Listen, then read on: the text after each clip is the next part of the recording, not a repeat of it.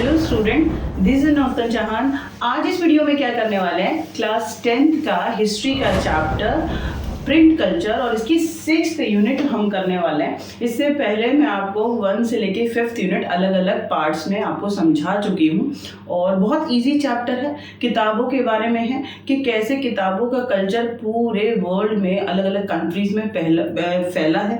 अगर जब तक किताबें नहीं थी, पेपर नहीं था, तो कैसे लिखा जाता था, ठीक है। और यूरोप में, चाइना में, जापान में हम पढ़ चुके हैं। अब 6th, 7th, 8th और 9th हमारी 4 यूनिट रह गई हैं और प्रिंट कल्चर की चारों यूनिट में हम प्रिंट कल्चर पढ़ेंगे इंडिया के सेंस में कि इंडिया में प्रिंट कल्चर कैसे आया और जब तक किताबें नहीं थी तब कैसे इंडिया में पढ़ा जाता था या लिखा जाता था। अगर आपने 1 to 5th यूनिट पढ़ा है कि यूरोप में कैसे हुआ, चाइना में कैसे हुआ, आपको मिलता जुलता आपको इंडिया में दिखाई देगा।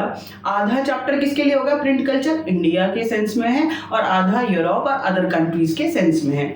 बात समझ में आ गया। शुरू करते हैं आज की क्लास। 6 यूनिट इंडिया के बारे में बोल रही हूँ कि इंडिया में जब तक प्रिंट कल्चर नहीं था, मशीनें नहीं थी, तो कैसे लिखा जाता था। सिंपल सी बात है, इस वर्ड को याद कर लो, मैन्यूस्क्रिप्ट। मैन्यूस्क्रिप्ट हाथ से लिखा हुआ। बात समझ में आ गया। मेन्यू माने होता है हैंड, तो manuscript before the age of print. ये जो हेडिंग है ना, इसी में आंसर है। आपको कुछ नहीं याद करना कि अगर आपसे कोई पूछ रहा है कि जब तक इंडिया में मशीनें नहीं आई तब तक कैसे लिखा जाता था, किस पर लिखा जाता था, आपके फेस पे? जी नहीं, मैन्यूस्क्रिप्ट हाथ से लिखा जाता था। वो हार्ड सरफेस पे लिख रहे हैं या पाम लीफ पे लिख रहे हैं या हैंडमेड पेपर पे लिख रहे हैं, लेकिन हाथ से चीजें लिखी जाती थी तब तक। बात समझ में आ गई, जब तक मशीनें नहीं आई। देखो जरा, India had a very rich and old tradition of hand written manuscript. यानी बहुत पुराने टाइम से जो हमारे इंडिया के अंदर कल्चर है, एंशियंट टाइम में, मेडिवल टाइम पीरियड में, जब तक मशीनें नहीं आई हैं कि मशीनों से आप बहुत बड़ी मात्रा में पेपर को छाप सकते हैं, लिख सकते हैं, मल्टीपल कॉपीज छाप सकते हैं, तब तक क्या था, मैन्यूस्क्रिप्ट। तो बहुत पुराने टाइम से ही हमारे देश में हाथ से लिखने की प्रथा थी। मैन्यूस्क्रिप्ट तैयार की जाती थी कौन सी भाषाओं में? Sanskrit, Arabic, Persian as well as in various vernacular language. Sanskrit भाषा में तैयार की गई मैन्यूस्क्रिप्ट, पर्शियन भाषा में तैयार की गई, अरबिक भाषा में तैयार की गई और वर्नाकुलर माने बहुत सारी लोकल लैंग्वेजेस में भी मैन्यूस्क्रिप्ट तैयार की गई, जैसे कि तमिल है, तेलुगु है, उड़िया है, मलयालम है। बात समझ में आई आपको? Manuscript were copied on palm leaf. भाई एक मैन्यूस्क्रिप्ट हाथ से बनाकर तैयार कर ली गई। देखो, किसी ने कुछ ऑर्डर दिया और कोई कुछ बोल रहा है, कोई स्टोरी बोल रहा है, दूसरा लिख रहा है, एक तैयार हो गई, फिर उसको कॉपी किया जाता था।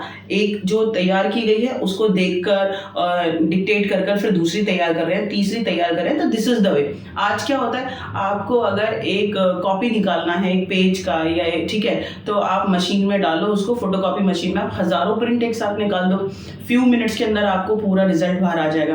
But that time period copy करना मैन्यूस्क्रिप्ट को सच अ बिग टास्क। और कैसे किया जाता था? कॉपी किया जाता था। एक मैन्यूस्क्रिप्ट को तैयार करना है और बाकी फिर कॉपी करना है, उससे देख देख के दूसरी लिखनी है, फिर दूसरी बन गई, फिर तीसरी, चौथी, तो टाइम बहुत लगने वाला है, ठीक है।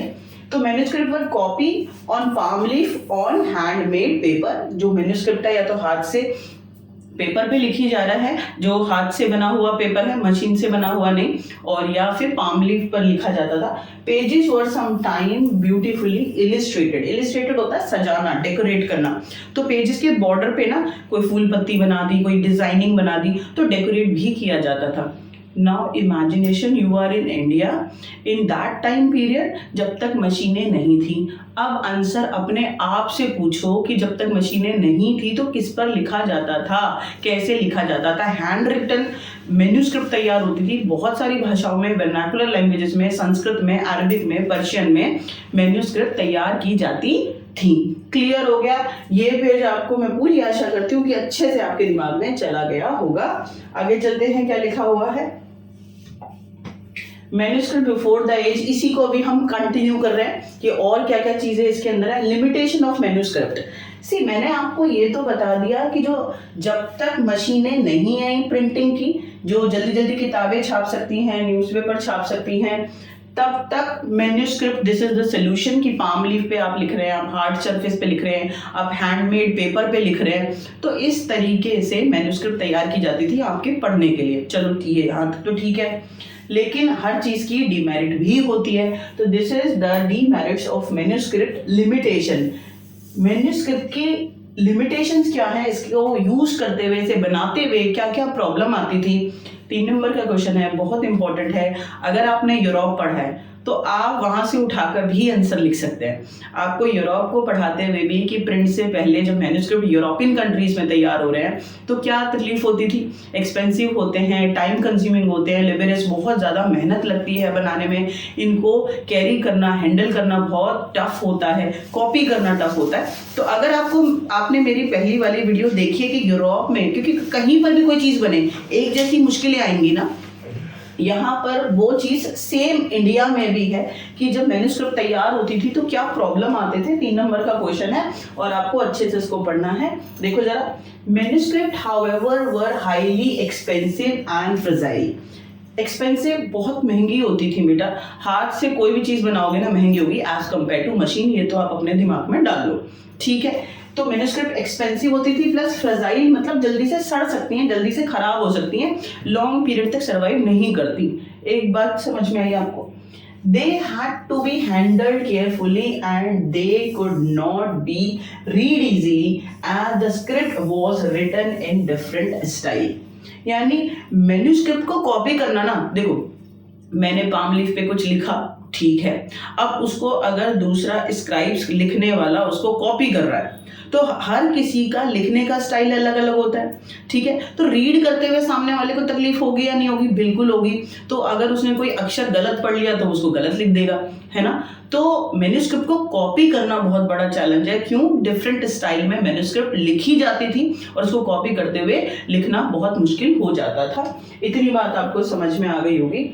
So manuscript were not widely used in everyday life. Remember, manuscript बहुत एक्सपेंसिव होती हैं, बनाने में बहुत मेहनत लगती है और कॉपी करना बहुत मुश्किल होता है क्योंकि डिफरेंट स्टाइल से लिखी जाती है, सबका लिखने का स्टाइल अलग अलग होता है। 2000 बच्चों से एक चीज़ लिखवाओ ना तो सब अलग अलग तरीके से ही लिखेंगे, सबकी राइटिंग अलग अलग होती है, ठीक है। तो उसको कॉपी करना थोड़ा सा मुश्किल हो जाता है। इतनी बात आपको समझ में आ गई। अब इस बात को आप समझो कि जो इतनी एक्सपेंसिव हैं, ठीक है, और आज आप देखो अगर आप स्कूल जाते हो तो हर बच्चे के पास किताब है, या तो गवर्नमेंट स्कूलों में जो गवर्नमेंट है वो दिला देती है, या जो पेरेंट्स हैं वो अपने आप खरीद के अपने बच्चों को देते हैं। तो आज हर बच्चे के पास किताब है। लेकिन उस टाइम पर क्योंकि मैन्यूस्क्रिप्ट बहुत मुश्किल से तैयार की जाती थी, बहुत एक्सपेंसिव होती थी, टाइम कंज्यूमिंग होती थी, जल्दी खराब हो जाती थी, तो सिर्फ जो और एरिस्टोक्रेसी क्लास है, रिच क्लास है, ब्यूरोक्रेट्स हैं और जो रूलर्स हैं, रिप्रेजेंटेटिव्स हैं, राजा हैं, तो जो ऊपर वाला टॉपर लेवल जो होता है ना सोसाइटी का, वो लोग मैन्यूस्क्रिप्ट्स को इस्तेमाल करते थे, ठीक है। मर्चेंट कर रहे हैं, ना कि पीजेंट्स और वर्कर और नॉर्मल लोग। यानी एवरीडे अगर रेगुलर लाइफ की बात करूं तो हर कोई मैन्यूस्क्रिप्ट को नहीं संभाल सकता, नहीं खरीद सकता, महंगी होती है। बात समझ आ गई। Teachers dictated proportion of the text from the memories and students wrote them down। ये अलग से एक नंबर में भी आपसे पूछ लिया जाएगा कि जब तक प्रिंटिंग मशीन नहीं थी तो स्कूलों में, विद्यालयों में जो टीचर हैं, गुरुजी हैं, कैसे पढ़ाते थे? तो कह रहे हैं वो मेमोराइज चीजें रखते थे और बच्चों को बताते थे, ठीक है, और बच्चे उसको सुनकर, ठीक है, सुनने के बाद फिर लिखते थे। आ गया समझ में? यानी बच्चों के पास कोई ऑप्शन नहीं कि कोई किताब है। हमारे पास क्या होता है, कल ये क्वेश्चन करके ले आना और बुक में से दिस पेज से, तो आप बुक को खोल के देख लेते हो। बट आप सोच के देखो, दैट टाइम पीरियड बुक्स हैं ही नहीं, प्रिंटिंग का ऑप्शन है ही नहीं। मैन्यूस्क्रिप्ट बहुत ही रेयर, जो एरिस्टोक्रेसी क्लासेस हैं उनके लिए तैयार हो रही हैं। तो जो पढ़ने लिखने का तरीका है वो लर्निंग और लिसनिंग बेसिस पे है। मेमोराइज सब चीज़ की जाती है कि एक टीचर, एक गुरुजी ना पाठशाला में कुछ बोल रहे हैं, ठीक है, कुछ एक्सप्लेन कर रहे हैं और बच्चे उसको मेमोराइज करके वो डिक्टेट करते हैं और बच्चे क्या करते हैं, राइट डाउन करते हैं। तो दिस इज द वे बिना किताबों के पढ़ाई होती थी। Can you imagine? आज आपके साथ पास इतने सारे सोर्स हैं तब आप पढ़ने के लिए तैयार नहीं है। खैर वो आपकी इच्छा है, इसमें कुछ नहीं किया जा सकता। तो अब इस बात को आप ध्यान से समझो। ये 3 नंबर का क्वेश्चन है, लिमिटेशन ऑफ मैन्युस्क्रिप्ट। महंगी होती है, जल्दी फ्रेजाइल हो जाती है, खराब जल्दी हो सकती हैं, ठीक है। और क्या होता है, डिफरेंट स्टाइल में ये लिखी जाती हैं, तो इनको कॉपी करना मुश्किल होता है। तो होपफुली यू अंडरस्टैंड कि ये मैन्युस्क्रिप्ट की लिमिटेशन है। आगे चलते हैं। मैंने आपको वो टाइम तो बता दिया कि जब प्रिंटिंग नहीं थी तब तक मैन्युस्क्रिप्ट थी। मैन्युस्क्रिप्ट की मैंने आपको बुराई भी बता दी, क्या लिमिटेशन है। Now let's talk about when print culture came in India. Bharat में पहली बार किताबें कैसे छपने लगी, कौन भारत में लेकर आया, अंग्रेज लेके आए, पोर्चुगीज लेके आए, स्पेन से कोई लेके आया, फ्रेंच लोग भारत में लेके आए। तो आज आपको इस बात का जवाब जरूर मिल जाएगा। लेकिन आप ये याद रखना, this is just for 1 mark. एक एक नंबर में से आपसे घुमा के पूछेंगे, रीजन असर्शन में पूछ लेंगे, ऑब्जेक्टिव में पूछ लेंगे, केस स्टडी में डाल देंगे। और बहुत ज़्यादा इम्पॉर्टेंट है कि पहली बार भारत में प्रिंट कल्चर कब आया, ठीक है। Print culture came to India, Bharat में कब आया। अगर इससे पहले की बात है तो मैं करा चुकी हूँ, जब तक प्रिंट नहीं था तो मैन्युस्क्रिप्ट से काम चला लेते थे। लेकिन प्रिंट कल्चर कब आया, देखें। The printing press first came to Goa. पहली बार कहाँ आई, गोवा में, विथ पोर्चुगीज। अंग्रेजों के साथ नहीं। बच्चों को तो एक ही बात दिमाग में आती कि सबसे पहले अंग्रेज आए, नहीं। पहली बार प्रिंटिंग मशीनें हमारे देश में कौन लेके आया, पोर्चुगीज लेके आए, ठीक है। और कहाँ उन्होंने सबसे पहले प्रिंटिंग प्रेस को इंस्टॉल करा, लगाया, तो वो है गोवा। मिशनरीज होते हैं धर्म का प्रचार करने वाले, तो पोर्चुगीज मिशनरीज, ठीक है, पुर्तगाल से, उस कंट्री से आए ये धर्मगुरु अपने धर्म का प्रचार करने के लिए। और साथ में इन्होंने क्या इंट्रोड्यूस कर दिया, प्रिंटिंग प्रेस, ठीक है। और कब कर दिया, मिड 16th सेंचुरी, यानी कि अगर 16 बोल रहे हैं तो 1550 के अराउंड टाइम रहा होगा, 1550। बात समझ में आ गई। ये दिमाग में डालो कि भारत में पहली बार मशीनों से छपाई का काम कब हुआ, मिड 16th सेंचुरी। कहाँ हुआ, गोवा में। कौन लेके आया, पोर्चुगीज मिशनरीज कौन होते हैं, धर्म का प्रचार करने वाले, ठीक है। नाम देखो जरा इनका, जेसूट प्रिस्ट पुजारी का नाम है, लर्न्ड कोनकुनी भाषा है। तो जेसूट प्रिस्ट जो पुजारियों का ग्रुप है, इन्होंने क्या करा, कोनकुनी भाषा को सीखा एंड प्रिंटेड सेवरल ट्रैक्ट्स, और इन्होंने बहुत सारी, ठीक है, चीजें छापी, सब्जेक्ट के ऊपर इन्होंने किताबें छापी। होपफुली यू अंडरस्टैंड जोस्ट, ठीक है। प्रिस्ट लर्न्ड कोनकुनी भाषा को सीखा यहाँ पर एंड प्रिंटेड सेवरल ट्रैक्ट्स, और इन्होंने बहुत सारी किताबें छापी, ठीक है। यहां तक आपको समझ आया होगा। बाय 1674 अबाउट 50 बुक्स, 1674 में 50 किताबें had been printed in Konkani and the Kanara languages, यानी 1674 में 50 किताबें छापी गई कोंकणी और दूसरी कनारा लैंग्वेज के अंदर। ये भी 1 नंबर के लिए बहुत इंपॉर्टेंट है। आगे देखो क्या लिखा हुआ है, कैथोलिक प्रिस्ट, कैथोलिक धर्म का प्रचार करने वाले। जैसे क्रिश्चियंस में ना प्रोटेस्टेंट्स हैं, ऑर्थोडॉक्स हैं, तो कैथोलिक पुजारी, Catholic priest printed the first Tamil book in 1579 at Cochin जगह का नाम हो गया साउथ इंडिया। कोचीन में 1579 में तमिल भाषा में कैथोलिक प्रिस्ट ने किताब छापी, याद आ गया। तो पहली तमिल बुक आप याद रखेंगे, फर्स्ट तमिल बुक कब छपी है, 1579 में कोचीन के अंदर।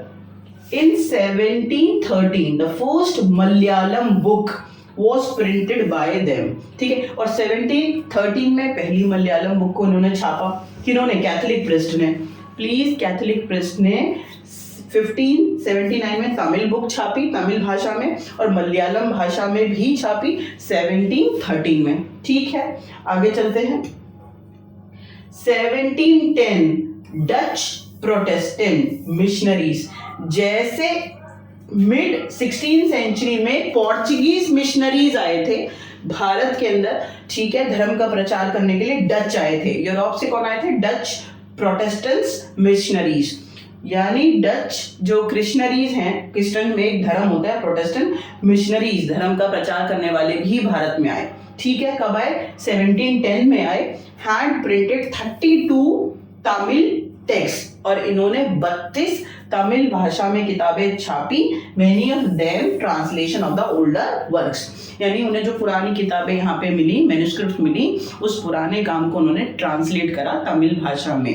Hopefully you understand this is very very important. Print comes in India, ठीक है, कब आया? मिड 16th सेंचुरी में पहली बार पोर्चुगीज मिशनरीज लेकर आए। तमिल भाषा में पहली बार कब लिखा गया? 1579 याद रखना है। मलयालम भाषा में पहली बार किताब कब लिखी गई है? तो आपको 1713 याद रखना है। ये ना आपसे एक एक नंबर में पूछेंगे और बहुत इंपॉर्टेंट है, एक दो बार अगर आप इसको रिवाइज करेंगे तो हो जाएगा, नॉट अ बिग डील, ठीक है। आगे चलते हैं। प्रिंट कम्स टू इंडिया, ठीक है, इसी को अभी हम कंटिन्यू कर रहे हैं। ये तो पता चल गया कि पोर्चुगीज जो मिशनरीज हैं, डच मिशनरीज हैं, ये अपने साथ, ठीक है, मशीनें लेकर आए। तमिल भाषा में, मलयालम भाषा में, कोंकणी भाषा में इन्होंने किताबें यहाँ भारत में छापना शुरू किया, ठीक है। आगे बढ़ते हैं। आगे क्या लिखा हुआ है? एक नाम है जेम्स अगस्टस हिकी। कौन है हिकी?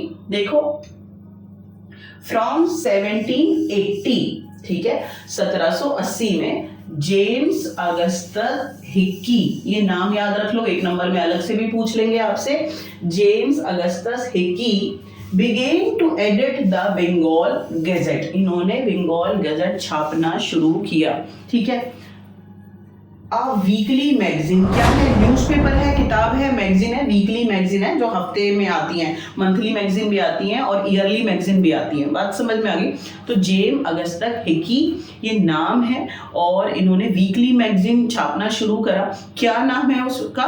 बंगाल गजट। कब करा? 1780 में, ठीक है। That described itself a commercial paper open to all. ये जो वीकली मैगजीन आती थी, इसमें क्या छपाई होती थी? ठीक है, कोई मैथ्स की पढ़ाई हो रही है या हिंदी के बारे में लिखा जा रहा है, कोई करंट अफेयर लिखे जा रहे हैं, नहीं, ये एक कमर्शियल पेपर है, व्यापार के ऊपर, ट्रेड के ऊपर, एक्सपोर्ट कितना हो रहा है, इंपोर्ट कितना हो रहा है, क्या घाटा हो रहा है, क्या लाभ हो रहा है, ठीक है, तो उसके ऊपर ये लिखा जाता था। अब इसको रिकॉल करो, James Augustus Hicky 1780 Bengal gazette नाम का वीकली मैगजीन इन्होंने छापना शुरू करा। And what is the purpose? इसके अंदर क्या लिखा जाता था? कमर्शियल इंफॉर्मेशन, व्यापार से रिलेटेड, ट्रेड से रिलेटेड इंफॉर्मेशन इसमें दी जाती थी। बट जो ये मैगजीन है ना, it is fail to influenced by none, किसी को ना इन्फ्लुएंस नहीं कर पाई। देखो बेटे, बहुत सारे टीचर पढ़ा रहे होते हैं लेकिन आप सबसे इन्फ्लुएंस नहीं होते। आप बहुत अलग अलग डिश देखते हैं लेकिन आपको हर खाना पसंद नहीं आता, है ना।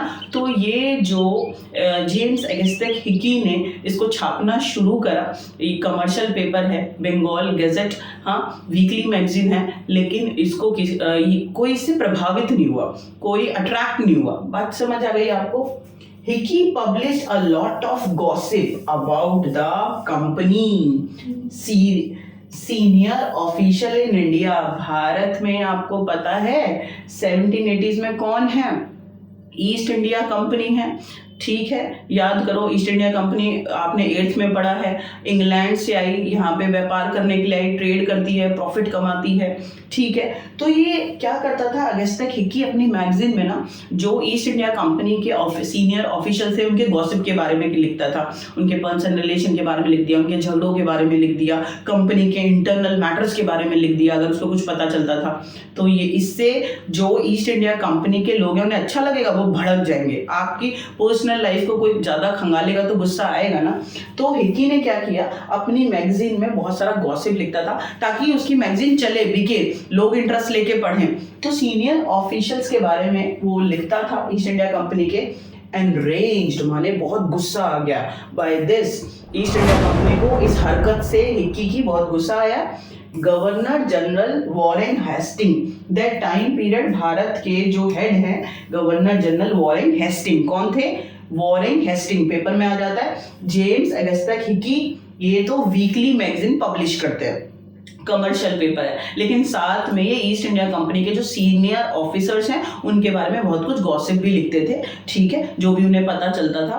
तो इससे जो ईस्ट इंडिया कंपनी के ऑफिसर्स हैं उनको बहुत गुस्सा आ गया, ठीक है। और उस टाइम पे जो हेड है, जनरल है वॉरेन हेस्टिंग, परसिक्यूटेड हिकी, उनको बहुत ज्यादा परेशान किया हिकी को, और उनके ऊपर बहुत टॉर्चर करा कि भाई आप ये काम बंद कर दो, and encourage the publication of the official sanctioned newspaper. ये छोड़ो, आप इस बात को समझो। अब आप भारत के उस टाइम पे आ जाओ जब भारत में अंग्रेजों का शासन था, ईस्ट इंडिया कंपनी थी। तो ईस्ट इंडिया कंपनी के खिलाफ कोई लिखेगा तो उनको अच्छा लगेगा? बिल्कुल अच्छा नहीं लगेगा, ठीक है, क्योंकि that time period east India company का भारत के ट्रेड पे मोनोपोली था। मोनोपोली माने एकता, कि बस वही यहाँ पे व्यापार करेंगे, वही प्रॉफिट कमाएंगे। अगर उनकी जो बुराई है, ठीक है, वो हर जगह पर ओपनली खुल जाएगी तो जो लंदन में बैठे हुए हैं वो लोग क्या करेंगे, जो वहां पे हैं गवर्नमेंट के अंदर, वो तो ईस्ट इंडिया कंपनी से उनका ये मोनोपोली राइट हटा लेंगे ट्रेड का, है ना, उन्हें एज अ पनिशमेंट। तो जो ईस्ट इंडिया कंपनी है वो तो अपना मोनोपोली राइट नहीं देना चाहती, उन्हें तो नहीं पसंद आएगा कोई उनका क्रिटिसिज्म करे। तो जेम्स अगस्ते हिकी ने जो उनके बारे में गॉसिप लिखा, उन्हें गुस्सा आया। वॉरेन हेस्टिंग ने उन्हें परसिक्यूटेड कर दिया, उनको बहुत परेशान करा, उनको टॉर्चर करा, उन्हें पनिश करा। प्लस और वो क्या चाहते थे कि जो भी न्यूज़पेपर छप रहे हैं वो सैंक्शन्ड हो बाय ऑफिसर्स, यानी ईस्ट इंडिया कंपनी के जो ऑफिसर्स हैं वो उसको चेक करें मटेरियल को, अगर वो ठीक है, वो ईस्ट इंडिया कंपनी के खिलाफ उसमें कोई क्रिटिसिज्म नहीं लिखा है, तभी वो छपे, अदरवाइज ना छपे। बात समझ में आ गई? आपको ये बात बहुत अच्छे से समझ में आ जानी चाहिए, कोई दिक्कत वाली बात नहीं है। प्रिंट कम्स टू इंडिया, इसी को अभी हम कंटिन्यू कर रहे हैं। तो जेम्स अगस्टस तो चलो क्या कहते हैं, एक इंग्लिश पर्सन है, ठीक है, और उनकी वीकली मैगजीन है बंगाल गैजेट, और वो कमर्शियल पेपर या तो ट्रेड से रिलेटेड चीजें लिख रहे हैं, प्लस और क्या लिखते थे, गॉसिप लिखते थे अंग्रेजों के बारे में, ईस्ट इंडिया कंपनी के बारे में। लेकिन क्या कुछ इंडियंस ने भी न्यूज़पेपर छापना शुरू करा, मैगजीन छापनी शुरू करी? हाँ बिल्कुल करी। Here it is, there were Indians, बहुत सारे इंडियन ऐसे हैं जो क्या करते थे बेटे, वो भी क्या करते थे, बहुत सारे न्यूज़पेपर छापते थे, मैगजीन छापते थे और अपने विचारों को आगे लोगों तक पहुंचाते थे। There were Indians to who began to publish Indian newspaper, यानी बहुत सारे इंडियन लीडर्स ने इंडियन न्यूज़पेपर छापे। The first to appear was the weekly magazine Bengal Gazette, brought out by the Gangadhar Bhattacharya. Please, Bharat में पहली बार बंगाल गैजेट नाम का वीकली मैगजीन एक इंडियन ने छापा। क्या नाम है? गंगाधर भट्टाचार्य। क्या नाम है? गंगाधर भट्टाचार्य। और he was close to Raja Rammohan Roy. आपको पता है कि राजा राममोहन राय बहुत बड़ी शख्सियत हैं और उन्होंने इतने सारे मैगजीन छापे और उन्होंने, ठीक है, इतना एज अ रिफॉर्मर भारत में बहुत काम किया। तो वो सब हम बाद में पढ़ेंगे। फिलहाल आप इतनी सी बात समझो कि अगर आपके दिमाग में ये चीज़ बैठ जाना चाहिए कि क्या जब भारत में प्रिंट कल्चर आया, पोर्चुगीज लेकर आए, ठीक है, डच लेकर आए भारत के अंदर, तो हम उससे इंस्पायर हुए। क्या इंडियंस ने भी पब्लिकेशन शुरू करा? हाँ, वीकली मैगजीन न्यूज़पेपर छापने शुरू करे। और भारत में अगर पहली बार किसी ने छापा, ठीक है, वीकली मैगजीन, तो नाम है गंगाधर भट्टाचार्य। गंगाधर भट्टाचार्य एक नंबर में आता है। और क्या नाम है वीकली मैगजीन का? बंगाल गैजेट। ठीक है, यहाँ पर हमारी 6th यूनिट अच्छे से कंप्लीट हो गई है। ठीक है, हमने यहाँ पर 2 चीजें पढ़ी कि प्रिंट से पहले भारत में क्या हाल था, तो जवाब आएगा मैन्युस्क्रिप्ट। और उसके बाद प्रिंट कल्चर पोर्चुगीज के साथ आया, गोवा में पहली बार मशीन लगी, अलग अलग भाषाओं में प्रिंटिंग होना शुरू हुआ, वो हमने पढ़ लिया। और इंडियन भी इंस्पायर हुए और उन्होंने भी न्यूज़पेपर और मैगजीन छापना शुरू करा। तो ये स्टार्टिंग है। 6th यूनिट आपको अच्छे से कंप्लीट हो गया होगा। अब हम 7th यूनिट करेंगे नेक्स्ट वीडियो में। तब तक के लिए आप बहुत खुश रहो, पढ़ते रहो और बहुत मस्त रहो।